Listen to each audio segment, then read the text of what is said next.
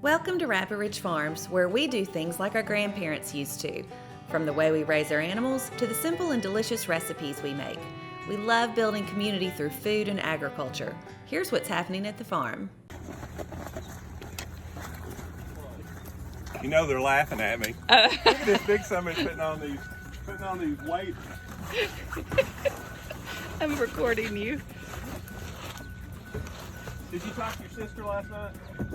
No, she and I, we get very busy. Like I was in that, Here, let me help you. I got it. Oh, sorry. Hey, baby. We got a little lab too. This is for you. So, anyhow, we're a farm. oh, I should have brought the bigger ones, I'm sorry. You look good. So it's just gonna be like a condom with these things, big orange condom. Oh, you got your phone? If you got your phone in there, you might want to get it out now. Daddy's getting me dressed.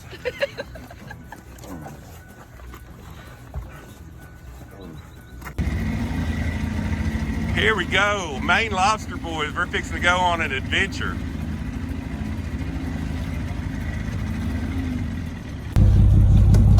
Tell us what we're doing, Steve. Right now we are loading all of the stuff that we need for the day from the skiff that we take off the beach to the boat that we're going to be fishing in. Now, there's like people in Portland who fish off the docks. They just pull up to a dock, fill their tank, get their bait lowered right off the dock onto the boat. But this is real fishing. Yeah, this is the good way. Tell us a little bit about your history here. So the easiest answer is in around 1605, the Jordans came over from England, built a trading post on Richmond Island, and then settled the mainland, working and trading with the natives. Now, my sister and I are roughly 14th generation, 13th generation Jordans in the town. My grandfather told us there were 3 other generations before us, before we came over. So initially, essentially that makes my 3-year-old and my newborn 17th generation Jordan fishermen and farmers, in my opinion. How awesome. So, yep. So this is the island that you're talking about right here? That's Richmond Island. Richmond Island. And your family come here back in the, I think, 1700s. So how cool is this? An old farm boy from Rabbit Ridge, Arkansas. I'm going on a lobstering trip. All because I met the Jordans yesterday. They're a family farm, and what makes them so unique is they're not only farm to table, they're sea to table. So we're out here with Tucker and Steve. We're gonna go run some lobster pots, and we're gonna see how people catch lobster in Maine. How cool. Check it out. I tell you folks, if you think that people from Maine don't have hospitality, I have learned a few things about my nor'easter friends. Tucker took his slicks off that he was wearing and gave them to me. And also the boots off his feet. So how's that for hospitality? I thought we only did that at Arkansas. Man, this is gonna be an exciting day. So Tucker, talking with your sister yesterday, she said that you started this operation when you were just a kid. Yeah, so my first time on the boat was roughly about the age of 6, maybe even a little younger. I obviously don't remember and never thought to really ask my parents now that I'm on film talking about it. But so Jordan tradition has been you learn everything from farming and lobstering from your grandfather. So I spent endless days with a World War II vet that essentially has made me who I am today. And so when I was 13, my father put me in a Carolina skiff like you're standing in, down in the front of our farm, what's called Alwives Cove, and said, go figure it out by myself at 13, all traps by hand. Alwives Cove, that if you're standing at your barn and you're looking toward the sea, yep, that's the cove there? That's Alwives Cove, yep. Gotcha. So it's that's where grandfather down there. I'd be like 5 or 6, work for a couple hours, crawl up underneath the cab and take a nap in the life jackets. And then it was lunchtime. I'd eat lunch and work for a couple hours and then go take a nap. So it's a much different upbringing than most people have at 5 and 6 years old. So was your dad running lobster pots and doing the farm all at the same time? Yeah. How did he do that? He's an amazing man. My father is the most amazing man I've ever met. Hardest working man I've did ever all met. this with a high school education. Yep. It's awesome. So he took the farm over in the early 80s, I think, from my grandfather, and put in his very first lobster tank there were copper tubes around the tank that he flowed Freon through to chill the water with a simple swimming pool pump and a swimming pool old school filter. And we learned how to do that way, and then eventually he upgraded to a couple different tanks with what's called a titanium barrel chiller. And then somewhere in the early 90s, my grandfather and we dug out what you saw, the enclosed tank, the in-ground tank. We dug that out of the barn with a little tiny excavator and put in all the sonotubes, mixing the cement by hand and pouring it in with a big funnel pipe shovel. And then we got roughly a 20 by 10, essentially, cement in-ground tank where the bio bed sits.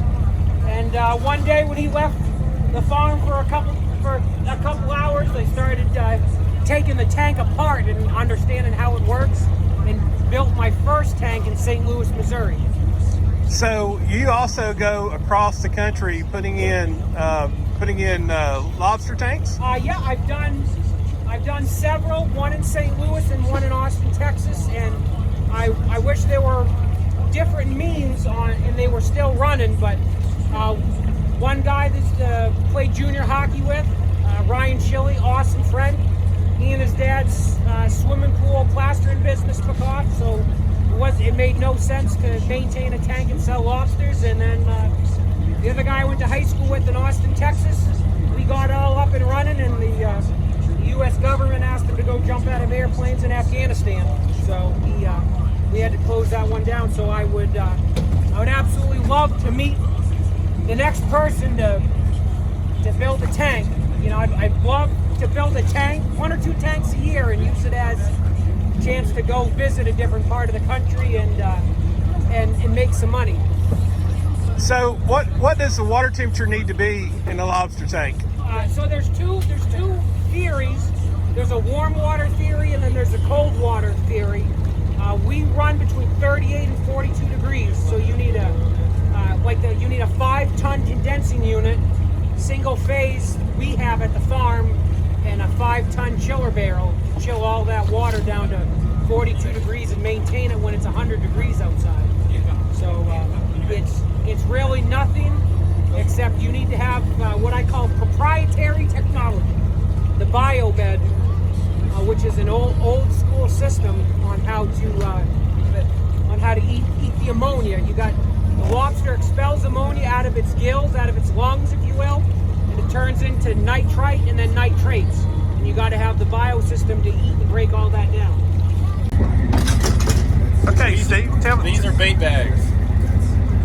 You go on like this, and then you take a bait iron, you put it through like that, twist it a little bit, stab it back through, and then there's a string right here on the traps, and you can put that through the needle and slide it off onto the string. And that's how we bait the traps. I'm sure you'll have to show me a couple times because, quite frankly, I'm a slow learner. Tell us about the fish that you're baiting it with. These are pogies.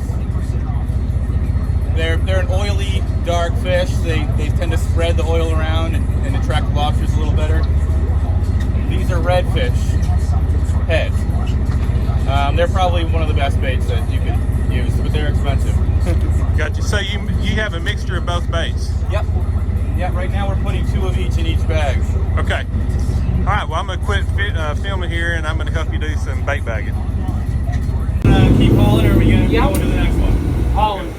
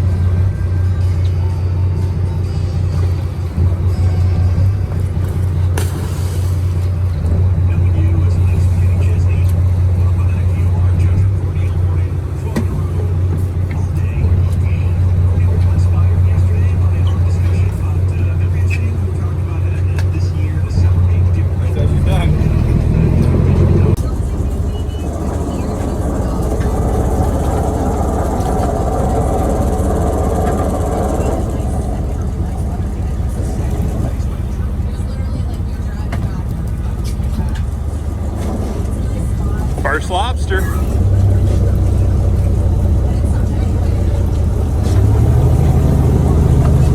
This is a measure. This is how we tell if they're good or not. You stick it in the eye socket, and it has to be inside of the back of the thorax.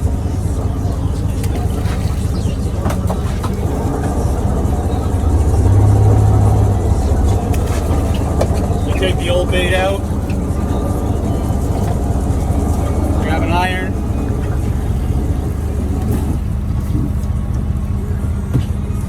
Stick it up through the door. Put it on the cleat.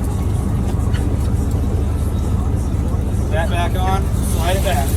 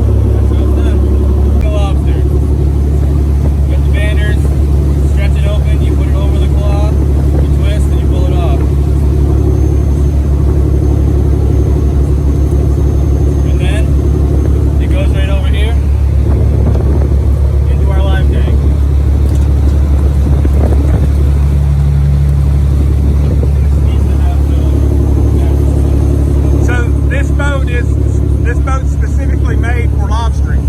Oh yeah. Very much so. This is a lobster boat.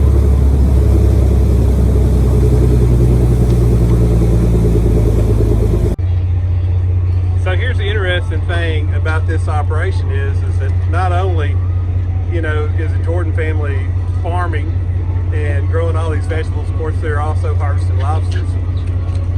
Mr. Jordan did all of it by himself.